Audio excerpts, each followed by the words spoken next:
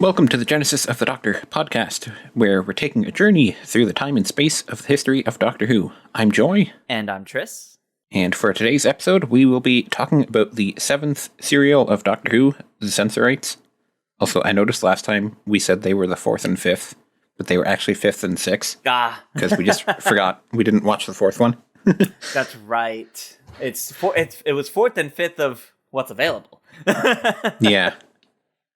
And the Sensorites, I mean, there was something oddly familiar about them. Yeah, that's one way to put it.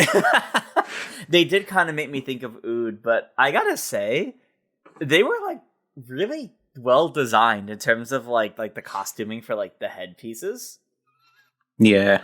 Like the first time we saw them, genuinely like pretty creepy. Didn't expect it. Yeah. And it like the build up to the very first time you see one like outside the window as the stinger at the end of the first episode. Excellently done. That was like really, really well done and really creepy. That was fantastic. It was. And it was certainly an interesting thing where like you kind of don't really know what to think of them at first, because you're kind of being told that like they're holding people hostage and everything. Mm-hmm. And then it ends up finding out that like they have a good reason to do that. Yeah. Yeah, it's strange because it's like from the very first impressions you get there, like as the TARDIS team kind of checks out the spaceship, you don't get the sense of hostility, you get the sense of confusion more than anything else. And there's a level of anxiety to the whole first episode because of how many unanswered questions there are and how confusing it is. It's an anxiety from the unknown as opposed to feeling immediately threatened with violence. Yeah. Other than, we find out John is not doing very well. No. Something happened to him. No, I did kind of find it funny how often... I found it funny how often he looked at the camera. I literally had that written in my notes. He talks he talks into the camera so often, and it's really funny, because this is one of the few times that I feel like it kind of works. Yeah. Like at first I thought it was supposed to be like, this is how we show him talking to the Sensorites. Mm-hmm. But then he keeps doing it after we're down on the city. Yeah. So like... it's just something funny about his actor, I guess. Yeah. Apparently, like, that's also... This actor also played the leader of the Vord in the Marinus episodes. Oh, really? That's funny. You never see his face, so we wouldn't have known. Yeah. No, I think it's funny because I also thought that was how he was talking to the Sensorites. I thought maybe it would have been some fun meta thing of like the camera was actually like them watching. Yeah. And that's why he talks to it, but no. That probably too early for like a fun idea like that. It's just to show that he's crazy. Yes. Basically. Which they did a great job with. I do find it interesting how certain the other two were that John was like violent when he never really showed any signs of violence and being dangerous, just very, very distraught. Yeah. There were other funny moments in it too, where it was like they can smell the burning, and then no one thinks to look at the TARDIS, which is on the other side of the room, where there's just a man. Yeah, that was there would have just been a Sensorite there. That was a different bit of confusion there, because that implies the Sensorites were already on the ship the whole time. Yeah, but literally later in that same episode, it's the Sensorites are arriving to the ship. It's like, wait, then what happened to the lock? Like, what if they were already there? Why are more arriving now? Then, yeah, I don't know. Some parts of it don't really make that much sense. Yeah, for sure. Like as a whole, I actually really liked this serial. Like, there's a lot of really cool ideas here, and a lot of really good story elements. But there's also a lot of like disappointing elements. Like, it's very clear Barbara's actress went on vacation or something in the middle of this one for how she was gone for quite some time. Yeah, I had a feeling based on what happened with the Doctor. It was a weird excuse for her to not be there, but then how adamant they were that she comes back for the final episode made it very clear, like, oh, she must be getting back from her vacation in time to still be there. Yep, pretty much. How adamant they were that she comes down was strange. And same for the other guy on the ship, like the pilot, who we never see again once they go down to the city. They mention him a few times. Yep. But I think I'm really disappointed by how abrupt and unsatisfying the end of the entire serial is. Like, once the Doctor and Ian and Barbara and John get the original crew out from the aqueducts, they just kind of end there. Like, these people get apprehended, taken back to Earth, and the Doctor and crew say goodbye to the first Elder. And just a passing mention, oh yes, the second Elder, formerly city administrator, will be banished, and that's it. And back in the TARDIS, and it felt really abrupt, and I wasn't ready for that. I kind of blinked with that's it.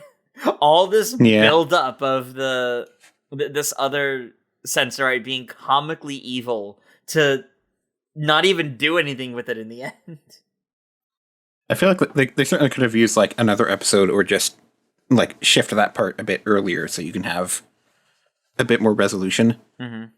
I did like, though, how like the whole conflict is based on like just fear, and like neither side is exactly wrong. It's it's an interesting way to do it. No, it really is, because I think what this Sensorite that was getting more and more evil was doing was, I don't want to say it's entirely justified, but you understand why he's doing all these things, even though it's falling into a much more comically evil trope with each different scheme that he has. It really brings like the whole theme of the story, the whole serial, into play of trust. And I like it when sci-fi things have like the humans be the bad guys. Yeah. A lot of them don't like doing that. Yeah, they don't. And like in this one, like the conflict is that like the humans are acting like humans, and then the aliens are a lot more innocent than humans are. And that's where the entire thing comes from. Yeah. I guess I really would have liked a scene of like actually confronting this one Sensorite, the former city administrator, with like the truth of what happened, seeing where the poison and the aqueducts and everything going on was from, and how there's good people and bad people. Likewise, he has now proven there's good Sensorites and bad Sensorites, and that whole idea of building trust. I feel like that would have made for like a really, really good scene for Susan, because Susan was building up to that, like like teaching the first Elder about what trust means to them as people versus what it is for the Sensorites. And I think that could have been an excellent lesson for her to teach, and maybe even bring up, like, with the whole TARDIS team, how, like, grandfather didn't trust Ian and Barbara at first, but look where we are now. And they didn't do any of that. And I thought for sure they were building up to something like that. Yeah, they kind of just rushed through everything at the end. Mm-hmm. They put it all too late. I did like that. Like, Susan got more stuff to do this time, though. She did. She did. We were talking about that last time, where we wanted her to have more stuff, and then she's a pretty central character here because she has telepathy and can talk to them. It's so interesting seeing Susan's telepathy, and you compare that to like modern day now, where the Time Lords can have like the telepathic connection with each other, no matter where they are, kind of thing. Like, it's interesting to see Susan have this, but the Doctor doesn't quite understand it. It comes up in interesting ways throughout all of this. Like, the very start, or not the very start, but early in the serial, before they even make it down to the planet, the way Susan's talking with the Sensorites and making decisions for the team, that was bizarre. Like, it's an interesting cliffhanger to have, Susan's going to go down to the planet alone, which, I mean, that clearly might give Susan more to do. Though it's a bit strange how quick she is to trust them, just by essentially having a couple conversations with them that we only get part of. And I understand that her whole deal there is she doesn't want to be treated like a child anymore, and she wants to be able to do things on her own. But the execution to all of that there is a bit strange. Yeah, it sure is. At least I like that they kept having her using her telepathy and stuff, and like she kept getting to have conversations and have stuff to do, because she doesn't really have stuff to do in many of the other ones we've been through. No, exactly. It's a little bit of a weird side plot in this, but I think it's something for her character that feels substantial. It adds to who she is, and it actively played a role several times throughout the story here. So, though I will say the Doctor yelling at her, "You will not make decisions of your own accord," feels very dated. Very dated. Yeah. And the rather funny, oh, we've never had an argument before until now, that he says, like, well, I feel like the last few serials kind of disprove that, but... Yeah, we've seen them having arguments. Yeah, I guess it's not what the Doctor considered an argument, but they definitely already argued. Yeah, they have. And then Susan also talks about their home planet for the first time. Yeah, and she mentions it matches up. The burnt orange sky and the silver leaves, which is also what the 10th Doctor will say to Martha in Gridlock. Yeah. Much later. it was really nice to hear about that and actually hear a little bit about their planet, because they've never really talked about it at all before this point. They've never really turned away from the idea of being humans, or also from Earth to some degree. They've made a passing mention of another planet, but this was really the first time we got something substantial about it, which was a description. And then I find it funny how, the first Elder says, she wants to go home, and then she raises her eyebrows, nah, not really. Not exactly. Not exactly. Maybe a little bit, but not really. But then, at the end of the whole serial, she's in the TARDIS talking with the Doctor about how she wants to feel like she belongs somewhere. Yep. And maybe that will come back later, I guess. Maybe. I think... I really do think Susan was fantastic this episode. I think it should have been a little bit more, but I'm happy that we actually got so much for her this time. Yeah, that was definitely nice. When you have Barbara gone for most of the serial, and then Ian falling deathly ill, the Doctor does one thing and Susan kind of gets to take a decent shot at doing more. It was good to see, honestly. Yeah. There were also just a lot of funny moments that I noted in this, when the Sensorites are trying to move around in the dark. It's just very funny that they're clearly pretending like they can't see anything, but they can. It actually makes me wonder how much they were able to see out of the costumes, the actors. Because for the most part, they're moving around pretty well, but I feel like the way the eyes are, it might have been actually a bit hard to see in those. Yeah.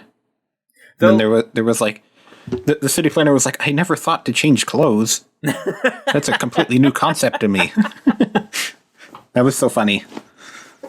You see him slowly losing his ways of, trust is everything to them, and they never think of betrayal. So I guess that's why that never came to mind for him. But then he goes as far to murder. So, I mean... Yep. Yeah, the murder scene was also funny too, because they're just you can clearly tell that they're not really supposed to put too much violence in the show, so the guy just gets pushed over, and then they just hit him off screen, and now he's dead. He was old. He fell. I guess that's possible. Yeah. But honestly, speaking on the Sensorites, I think this is really the first time we have an alien race that's so heavily fleshed out this much. Even a bit more than the Daleks and the Thals were, because ultimately the Thals were just people in different outfits, and the Daleks were more or less robots to them. This time we actually had this alien race really fleshed out. We have what they look like. We have weaknesses for them. We have constantly coming up how those weaknesses affect them and what their society is like. Yeah, it was pretty good, and I quite like them. Mm-hmm. I actually really like the Sensorites. I hope other media, because I know they probably don't come back at all in the show, but I hope comics or something, or even audio stories have explored the ideas of them more, because I like the idea how they're primarily a peaceful race, like you said, the Ood. They're primarily a peaceful race, but they've been tainted by the humans antagonizing them. There have at least been brief mentions of them in the show, because Russell T. Davies has apparently gone on record saying that the Ood were very directly inspired by the Sensorites. Oh, really? And then I don't know when he said that. Like, I was reading TARDIS Wiki, and it just said that. I don't think it had a source, but I believe he said that. And then in Planet of the Ood, the Doctor does mention, like, I've been to this solar system before, many years ago, just over by the Sense Sphere instead of the Ood Sphere. Yeah, that's right, because their planet's called the Sense Sphere, and Planet of the Oods, the Ood Sphere. Yeah. So they're, like, in the same solar system as the Ood. That's really interesting. Although the Planet of the Ood episode was, like, 1,000 years after this. That's true. This one was. I fear. And then apparently the Sensorites at that point. In the bank robbing episode that was with Clara and 12. Yeah. When one of the guys shows like these are like wanted criminals from across the galaxy. There is a Sensorite in like his little PowerPoint presentation there. So they've been mentioned briefly. Wow. Yeah, apparently they've been briefly mentioned, but they haven't really come back. Now I really do want to see them come back and like do more with them, whether it's from before this point or after this point, and how they evolved with time and what they're like now. Because I think there's some really cool ideas you can do with them. I mean, yes, we have aliens that can communicate via telepathy and use telepathy throughout various eras of Doctor Who. I mean, even Time Heist that we just mentioned, that whole thing operates on thoughts and telepathy. The main creature of that one. But I think the Sensorites are such an interesting race to be able to build more ideas around, I think. I think it would be interesting to have them come back like in the point of time where the Ood are still enslaved by humans. Mm-hmm. And we could like see their perspective on that. Because like obviously they're very close to each other. Yep. And 1,000 years before that point, they already had interactions with humans and didn't like them. Yep. Well, didn't like some of them. I wouldn't be surprised if they ended up meeting a similar fate to the Ood, but they rebelled more and probably like left and fled. Yeah. More so than the Ood because they had more what humans would consider more civilized methods of communication than the Ood did. Yeah. So I imagine if they ever revisit the Sensorites in modern Doctor Who, we'd get some level of info dump about how different they are now than they were originally. But for being like one of the first developed aliens in Doctor Who, really well done. Yeah. And the writer for this episode had never wrote like anything else for TV, apparently. Oh, wow. There was even, like, for many years, people were trying to find out information about him, but there just really wasn't much out there because, like, he never really wrote anything. Until a documentary was made about him in 2012 to release on a DVD with this serial. Oh, wow. Then they eventually found out stuff about him. Wow. He died in 1975 after falling down stairs at work, apparently. That's unfortunate. I mean, I guess that explains why he never ended up doing more for TV later on. But yeah, he apparently had too many years. He had bad writer's block in the later years of his life, so he didn't get to write much.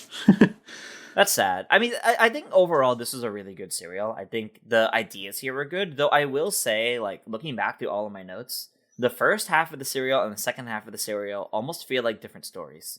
Like, once they, like, the time on the spaceship and the time on the Sense Sphere, like, on the actual planet, do feel like two separate stories. They kind of do that in a few different ones. Like, the Daleks kind of had two stories there. Mm-hmm. But I mean, like, almost like two entirely different episodes. Like, if you did an episode with a traveler on a spaceship and trying to figure out and learning about the Sensorites, and then a whole separate one of, okay, now that we know about the Sensorites, we need to stop a war with them from happening, kind of thing. Yeah, I think it's kind of just something that you can do when you have serialized episodes instead of just solo episodes, where you can kind of have a sequel to another one just right away. Yep, because you still get to play with that one idea in the one serial. Yeah. And apparently this was originally going to be the season 1 finale.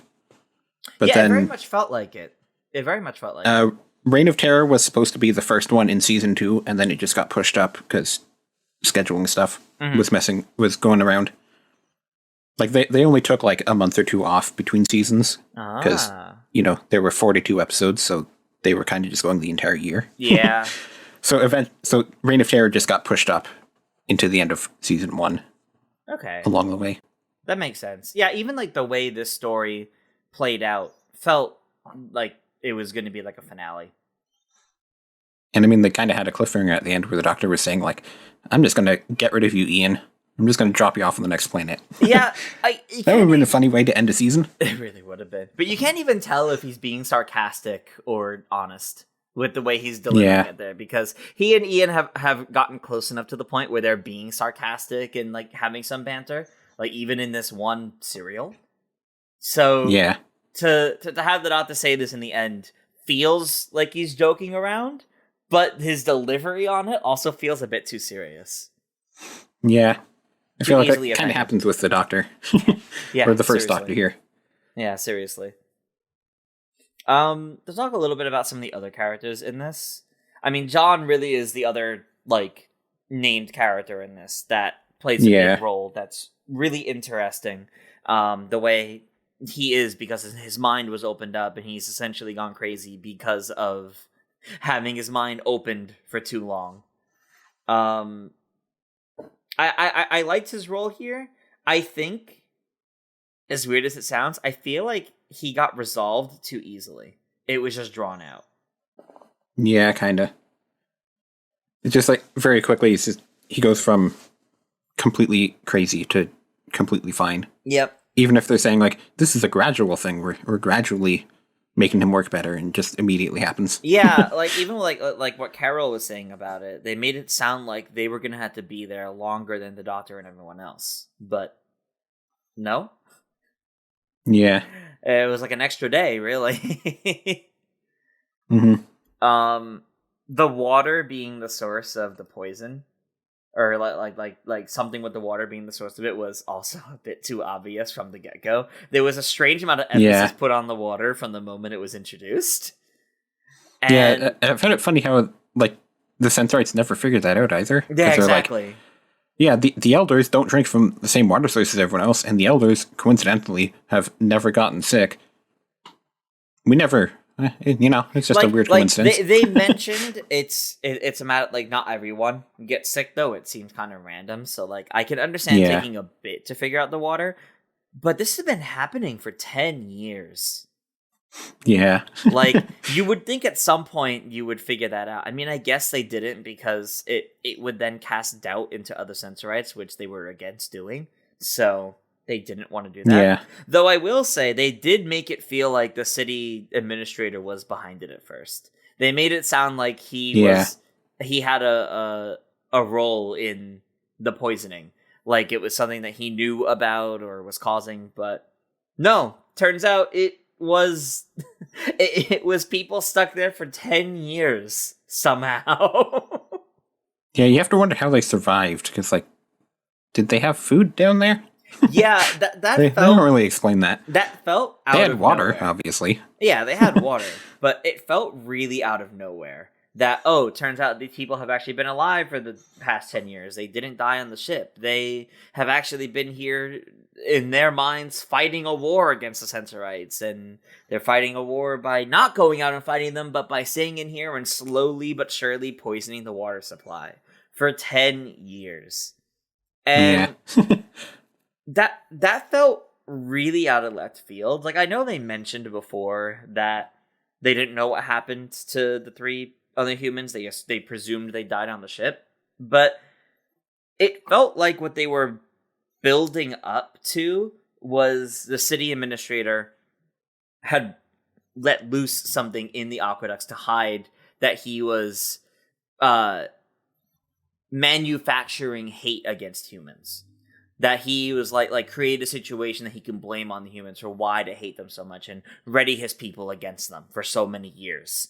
When in reality it was three trapped dudes that were stuck in their own heads for so long, gone crazy, and somehow were able to make monster noises while attacking with pointy sticks. Yeah.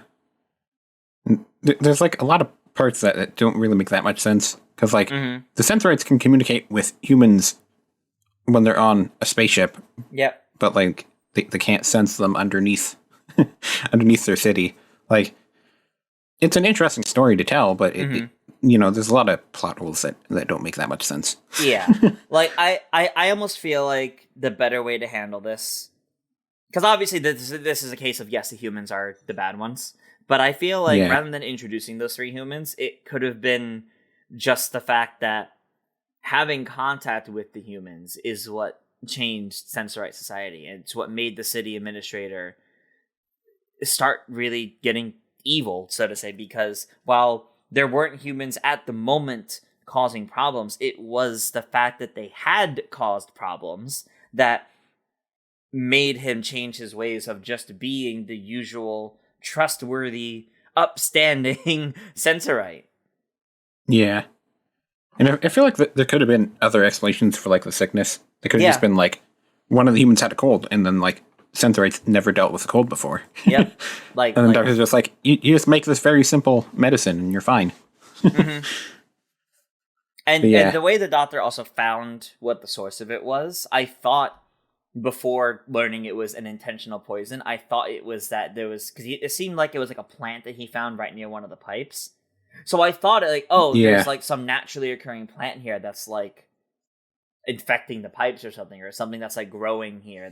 It's natural, but it still needs to be fixed. But because it's where they can't do it, they won't. Actually, that raises a big point. How did they build their aqueducts in a place that they can't really go to? Well, I mean, they didn't go there because there were monsters there, and then the monsters were the humans. So they probably just built it before the humans were there. Yeah, they probably built it before the humans, and then they just dealt with the fact that they couldn't really see down there by having lights and stuff. Yeah. There is also another funny moment there where when they rip off the dude's shirt, the doctor reads INNER, but that's not what it says. It's INEER. Yeah. It's engineer, and then he reads it wrong. Yeah. He kind of does a lot of flubs like that, though. There was a lot of those, I noticed. There was a lot of line delivery flubs in this one where they, like, correct themselves as they go. Especially from, like, Susan and the Sensorites, I noticed. Yeah. Like, it wasn't that big of a deal, but it happened enough times that I noted, like, I almost feel like this story might have been rushed to filming, that not everyone was ready for it. Yeah. I liked this serial, though. Yeah. I did really like it. I think it had great ideas, and I like the idea of an entire serial based on the idea of trust and casting trust into doubt. Yeah. I also have a note here that Ian complains about the caste system when they get there. And then I put in quotation marks, based. I actually have something about that too. I noted, a caste system. I'm glad they all address, like, I don't really know how I feel about that. But then it's not their place to change this society, but they didn't really do anything with the idea otherwise. They questioned it when it first was brought before them, and they all kind of shrugged it off in the end with, all right. Yeah. It's like, you when you're young, I guess they just, like, read your mind and decide this is where you're going, and you're now a lower class citizen. Yeah. Because that's what you're best suited for. I wish they explored that a little bit more, what life across all the different all the different Sensorites was like, because we only really got what life in the palace and people that worked in the palace was like. Yeah. We never really saw anybody else except for, like, when they're getting to the city. Yeah. This other note I have here was about the disintegrator beam being something really silly. Like, yes, a disintegrator beam as a weapon, that works, that's fine. But their whole plan, a disintegrator beam aimed to the center of the chest, like to specifically target the heart. Like, regardless of where the heart is, I mean, yes, a disintegrator beam to the chest would be something I would imagine would be fatal. Yeah. Then we do also get a brief mention from the doctor saying that he doesn't like weapons when they're given, like, the things that paralyze people. Yes, whatever they were called. I'm glad about that. We have the doctor being against weapons, and, like, right by the end, we have the doctor talk about being against killing, which is good, and a clear step up from the first episode where he was gonna hit like the caveman over the head with a rock. Yep. So we're seeing the doctor's character develop in real time, which is good. Yeah, pretty much. Anything else you want to say about Serial? I'm, like, really pleasantly surprised by how good the Sensorites was, because there was a lot of really good ideas here, and I still think the costumes for them While the outfit itself was like really basic, like the headpiece honestly looked like pretty cool and genuinely very creepy when they first showed it off. Yeah. Well done there. It's nice what they can do with a low budget and simple costumes. Yeah, exactly. I feel like the Ood even physically kind of seem like they're inspired because, like, instead of it being a beard, it's tentacles. Yeah, exactly. So even the costuming is kind of similar there. Yeah, I think that's all my thoughts on the Sensorites. It was a good serial. Yep. And now I guess we'll talk about, there has been some news showing up about modern Doctor Who. Yes, a decent So there's a rumor that Steven Moffat is going to write an upcoming Christmas special. Some people are thinking it's the 2024 one, but apparently Russell T Davies has already talked about writing the 2024 one, so maybe he's doing the 2025 one. Because like the specific rumor was that he's doing the Series 15 Christmas special, which could mean this year or it could mean next year. Yeah, because we don't know. It's tough. I think it's the one after, so not this coming Christmas, because I think Russell T Davies already did that one. Yeah, and last December he was talking about like I'm writing a Christmas special at Christmas. Yeah, I'm not talking about this year's. I'm talking about next year's. Yeah, so exactly. That would imply Russell T Davies is doing this year's. And I feel like it was already filmed. If they're already filming the Shooty's second season, I feel like that means this year's Christmas special must have already been filmed.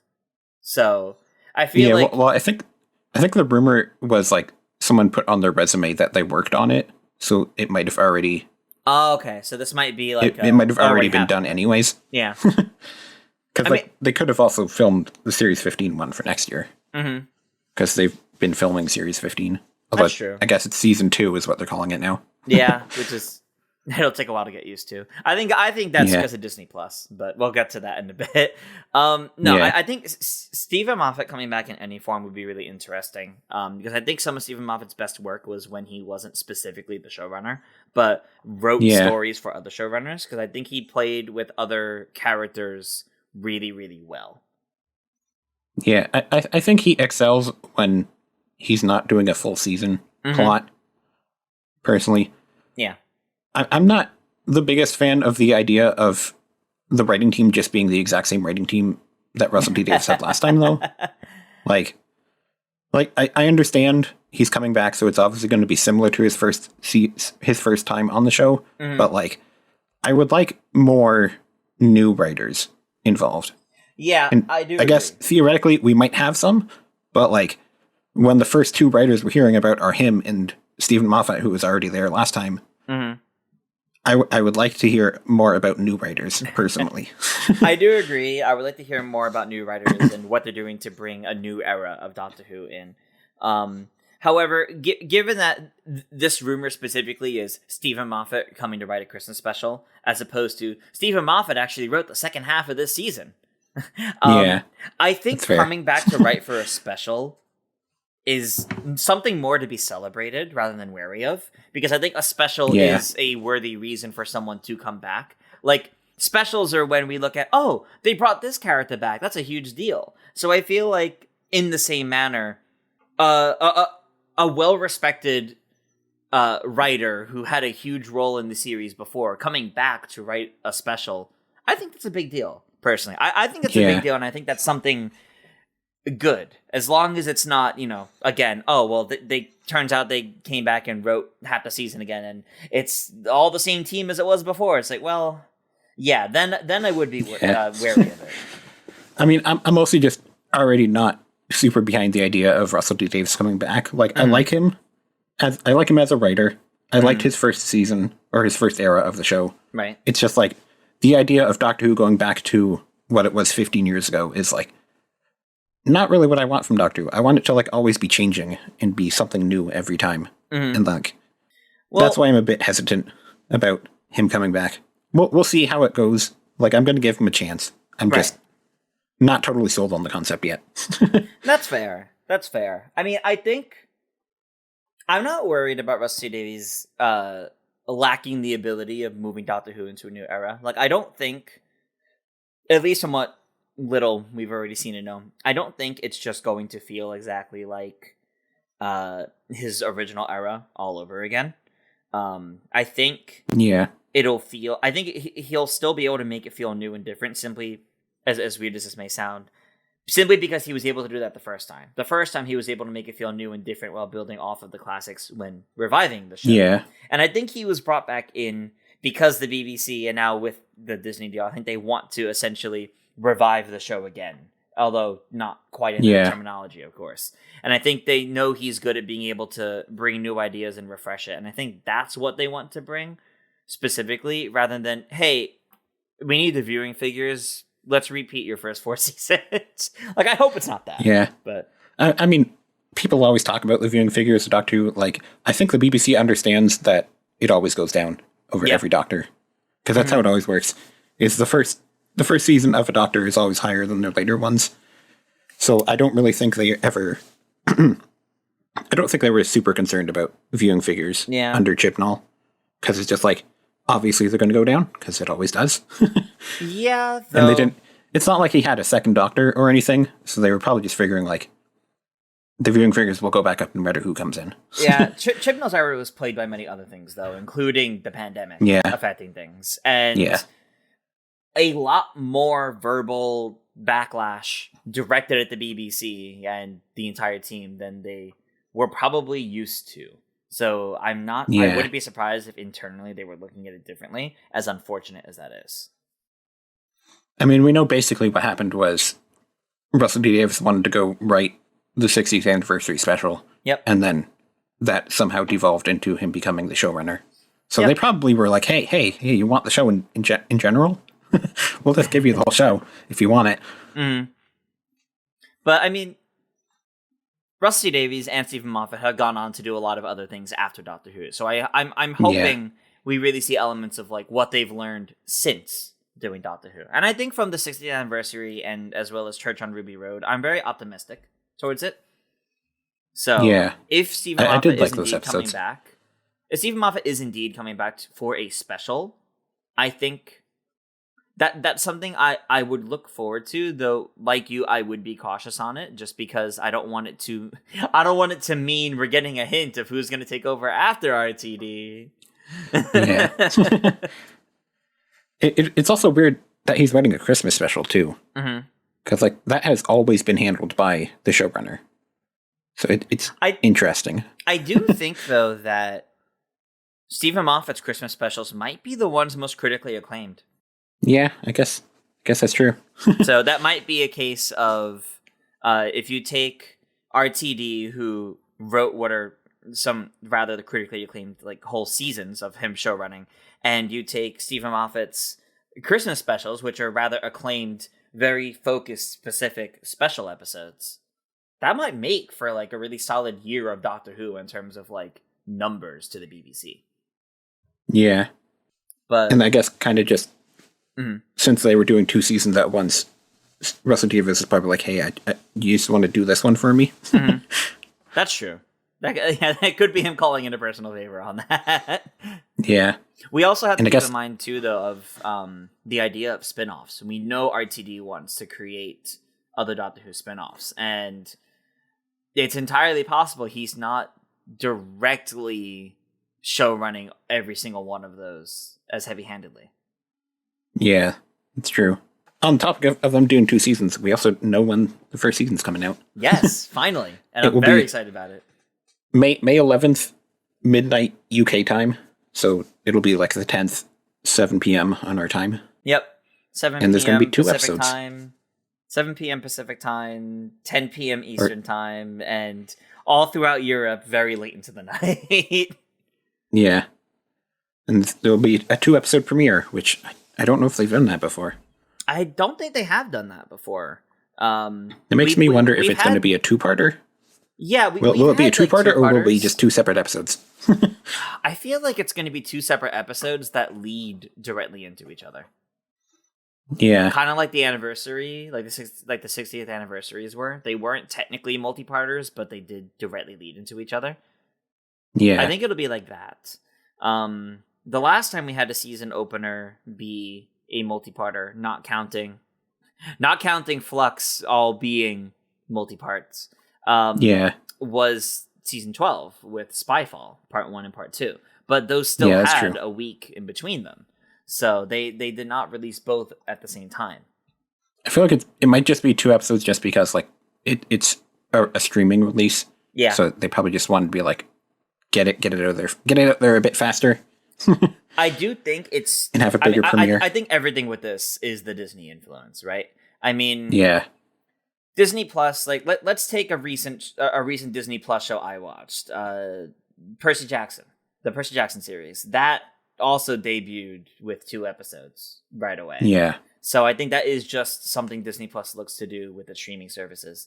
And I know there's a ton of backlash across Europe with how late this is debuting on streaming services. I think it's midnight UK time, but actual TV airing is going to be the usual like 7 p.m. their time or something on the 11th. So it still airs on TV. And the TV will be like the TV is the day after, essentially. Yeah, it is essentially a day after. They're not happy about that. No, and I completely understand why they're not happy about that. Though I think it's worth noting, obviously, yes, I think this also is the Disney influence, but I don't think it's the Disney influence of, oh, well, we want America to have it first. That's not what I think this is, although that's a very interesting change. A lot of... I might be wrong on this, but from the little bit of research I did before we recorded here, a lot of Disney Plus and streaming services in general debut new episodes of their things in like premieres at midnight, but specifically midnight in that thing's region. So I'll use the Percy Jackson episode again. I'm pretty sure Percy Jackson debuted at midnight. It first came out at midnight. Its release day in the US. So given that Doctor Who's a British thing, they're looking at it as, okay, then in the UK it'll be midnight as opposed to midnight in the US. Yeah. And then I think it's BBC iPlayer at the same time as well. Yeah, and I think that's because they want to make sure it's available everywhere at the same time. Because it would be very unfair if it was only Disney at that time, but BBC iPlayer had to wait. So I think that's an agreement they came to. But I mean, personally, I think when they were releasing the specials, that was probably a good time to do it. Yeah. But I guess they probably just don't want to be like 2:00 in the afternoon. Yeah. That's when it was here. The specials were a really good time, and I'm kind of surprised they weren't just sticking to that. Like, I thought all 4 of those specials were setting the precedent for what the season release was going to look like. But it's possible they're looking at it different because, well, these aren't specials you can market each one completely individually, almost like a movie. These are this is now episodes of a television show, so they might be looking at it differently in terms of the expected numbers and all. And I guess statistically, and obviously I don't have these exact numbers, but I suppose statistically more families are willing to tune into a TV show in the evening after work. You know, like probably in the evening with dinner or before bed kind of thing. Yeah. Personally, I don't really have strong opinions on when exactly they put it out. Mm-hmm. I'll just watch it whenever. Yeah. I'll be at work every time it's premiering, so that's not going to be great. I'll have to wait till I get home. That's unfortunate. Because I always work Fridays.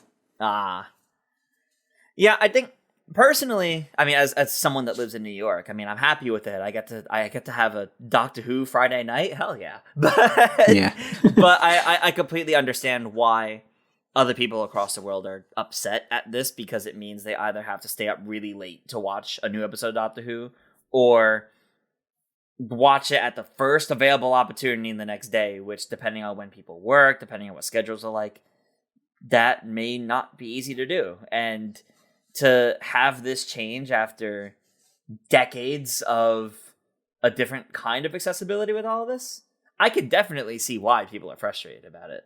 Yeah. And then it's like, the TV premiere is basically, like, unimportant as well. Yeah. Which is going to be a weird change. Yeah, viewing figures are going to look very different now with the idea of how much of it is going into streaming first and almost a whole day later for TV. Yeah. Especially since this will be the first season. I'm pretty sure this will be the first season where the only place it's on TV is in the UK. on BBC. Yeah. I'm pretty sure everywhere else internationally, because they got rid of BBC America, it is now like exclusively streaming everywhere else. So it's an interesting change that feels fitting to modern television and streaming services, but it does make me very curious for what future seasons of Doctor Who will look like. Like, is this something that's going to be more experimental?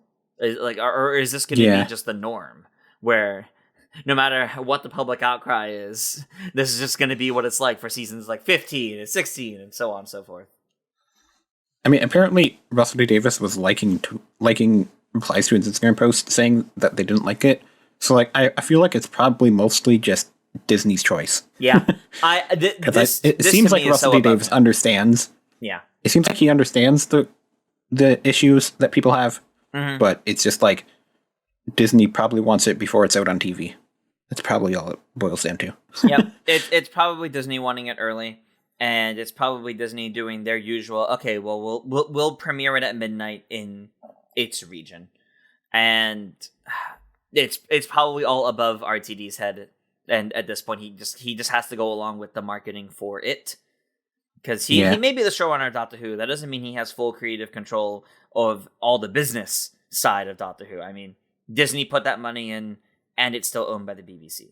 It is ultimately a Disney and BBC decision that RTD might get the ability to voice an opinion on, but not his decision. Yeah. I feel like maybe future seasons they might try to push for, like, it just goes up on there at the exact same time it premieres on TV. Yeah. He'll probably try to push for that, but we'll have to see if he gets that. That's what they did with the specials, wasn't it? Yeah, I think so. Yeah, so that... I'm honestly not sure about how they were airing on TV. It would make the most sense to do it that way, but I guess we'll have to wait and see. I mean, either way... It is nice. It's nice from our perspective, though, that it's not airing in UK 5 hours before we get it. Yes. That's how it always used to be. Yes, that I'm happy about. We're getting it at the same time. The Doctor Who Twitter account would just post, like, hey, this is the stuff that happened in the new episode that America doesn't have until 8 o'clock tonight. Yeah, I used to... Big enough fan that I am, I always have notifications on for the Doctor Who Twitter, and back when it was a thing, the BBC America's Doctor Who Twitter. But yeah, every time a new season was like happening, I would mute the Doctor Who Twitter the day of the episode, because it's like they don't think anyone in America checks that one. They only check the American Twitter. So I was constantly muting those to try to avoid things. But things would be trending anyway. Like, going through season 12 was rough, because hashtag Jack is back was trending as soon as he appeared in episode 5. And I was just like, wait, it's trending under entertainment. Like, is this about Doctor Who? I was like, wait. So I felt a bit spoiled on that, unfortunately. And then in that same episode, that was Fugitive of the Judoon. So there was also like BBC posting like, hey, look at this new Doctor. Look at this new Doctor. I'm so glad that's how I wasn't spoiled on. I was spoiled on that one. Like that was how I found out that there was a new Doctor, and then at least the reveal in the episode is still interesting, even if you know it is coming. Absolutely. I mean, nowadays I'm that person who's been getting like all my friends into Doctor Who, so I've been like slowly rewatching every season with all my friends, and some of them knew about that just because Fugitive Doctor Ruth has been like all over marketing for years now, so like they've seen her in passing and they recognized. But like, yeah, that's still done well. But to bring it all back, though, I think, given what we've been used to over the years, I am very happy we're sticking with what we had that started with the specials of releases at the same time everywhere. Yeah. So we don't have to worry about the hours of difference of getting spoiled, say, off the internet, because it's been available in these regions, in this other region, for hours and hours. Yes, the UK technically now has to do that if they're not willing to stay up to midnight to watch the episode. But at least it drops everywhere simultaneously. Yeah. I'll still have to worry, because I'll still have to avoid Twitter and stuff because I'll be at work. But of course, that's a personal thing. Yeah, that's that's personal. That's different. Yeah. Yeah, I completely get that. Yeah. I guess it's basically all we have to say about that. Yeah. I'm excited. It's only 2 months away. I'm very excited. Like, we knew it was May, but now that we have a date, yeah, and it's like Friday night, I'm very excited about that. And the costuming in the trailer is fantastic. Oh, it's so good. It's going to be so good. So excited for Shooty's run. We didn't see much, but like he has amazing costumes. Mm-hmm. Obviously, we already saw them in set photos and stuff, but now that we see like in action. Yeah, it's true. Now that we actually get to see it in action. And it'll be a little bit before we actually get to talk about it, but they did confirm next Friday, the 22nd, their debut in the actual trailer for the season. Oh, nice. So we won't get to talk about that until our next episode, which is going to be a bit of a ways away. So it'll be a delayed reaction on our part in terms of talking about it. But I am very excited to actually see that trailer and see what there is to look forward to this next season. Yeah, me too.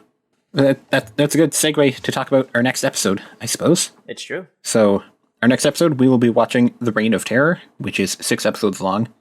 If you're on Tubi TV or BritBox, you will notice it's not on there. Basically, what happened is it seems like Tubi TV and BritBox do not have serials where like 1 or 2 episodes was animated and the rest is surviving. And that's what happens here. I think episode 4 and 5 are animated and the rest is all still live action. So it is on BBC iPlayer. There's also a DVD of it out there somewhere. Like you might be able to find it at your local library or other places. Mm-hmm. But like, yeah, best way to watch it is BBC iPlayer if you have a computer that is capable of telling the website that you're in Britain. Or maybe there's like, I don't know, an organization that archives DVDs and stuff. Like maybe they have a website you can go look at. Mm-hmm. Who knows? I don't know. You might be able to find it somewhere. We'll make sure to, since it's an episode that is a bit harder, or it's a serial that's a bit harder to find. We'll probably summarize a little bit more what's going on through this. Yeah, we'll at least give like a synopsis of the plot and stuff. Right. And then that will also be the final episode of season 1. So we're also just going to talk about like overall thoughts on season 1. Yeah. In that. And this episode that we're doing right now that you're watching is the March 30th episode. So I guess it's a day before my birthday. Oh. Happy birthday to me. And then the next episode will be on the 13th of April. And we'll be recording that on the 6th of April. Yep. If you want to watch live as we're recording it or get early access to episodes, you can join our Patreon. So the lowest tier, called the Passengers, will get you into our Discord. It will encourage discussions between episodes about what we're watching, and you also get early access that way. And then the higher tier, which is called the Companion tier, you will be able to watch live as we record, where we will have a text chat that you can be involved in, and we will chat with you as we go. Yeah, you'll get to add your thoughts on each serial that we go through. So if, for example, you have very strong opinions about the Sensorites, we would get to read them out here and talk about them with you. Yep. So yeah, as a reminder, be sure to watch The Reign of Terror before our next episode. You can find it on BBC iPlayer or elsewhere around. If you support us on Patreon for just $1 a month, you gain access to our Discord and early access to episodes, as we just said. I've been Joy. You can find me on social media at Joy Content. And I've been Triss. You can find me on social media at ToonTriss. And we'll see you next time. Bye. Bye.